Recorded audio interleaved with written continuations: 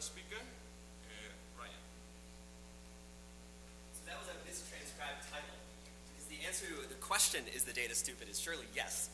All data sets are bad and have something wrong with them. But no, this is like, it's the economy stupid. All right, so yes, it's the data stupid.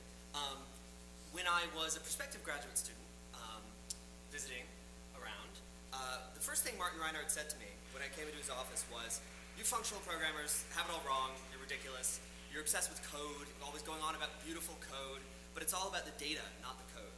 I think I had no idea what that meant, and I still think it's very much open to interpretation. But nevertheless, the statement has haunted me over the years, and I occasionally think of it. For example, when I see a Reddit post like this that talks about how in Haskell they read 200 megabytes of data of a very simple format, and it became 15 to 18 gigabytes in memory using our standard and much recommended data.map representation. So that makes me wonder, are we doing good enough with the data? And indeed, we have a lot of optimizations for the code. We have inline, we have specialized, we have core-to-core simplifications, various optimizations. We're not necessarily doing as much for our data types.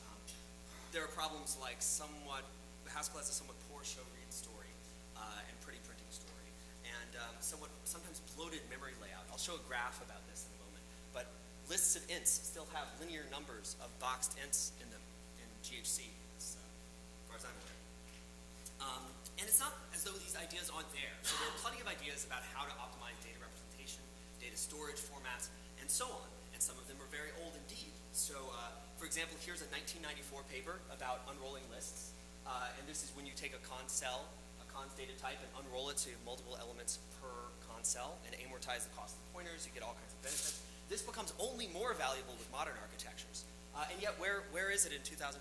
I don't know a compiler that does this. And in fact, this idea was even older, and Leonard reminded me it goes back to Lisp implementations and Kutter concept. It even says so there. Yeah, there we go. Very good. And so even this paper is 21 years old, so you can now buy a drink for this idea. But you can't have it in your compiler. And just to emphasize how big a difference this makes, just summing up a list or even getting the length of a list. Getting the length of a list is a lot faster for a specialized list with unboxed ints.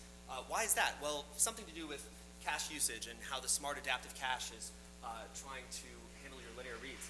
But especially with the case of summing a generic list, it's 2 orders of magnitude slower. It's not twice as fast. It's vastly faster if you have a specialized data type. And of course, data representation matters. This is kind of an instance of one of Kent Dybvig's laws, which is that data representation is this low-level decision that the implementer makes, and the low-level decisions affect all programs and are the most important for performance.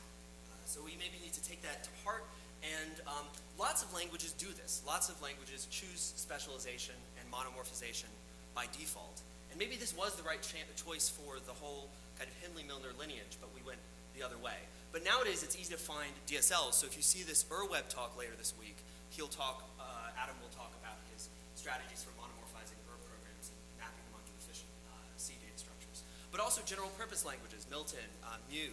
And apparently Mark Jones experimented with this with Hugs, but I'm not sure where those experiments went or why we don't have them today. So this is really just a call to action and request for potential collaborators. So we're trying to work on some aspects of the data representation and data transmission problem.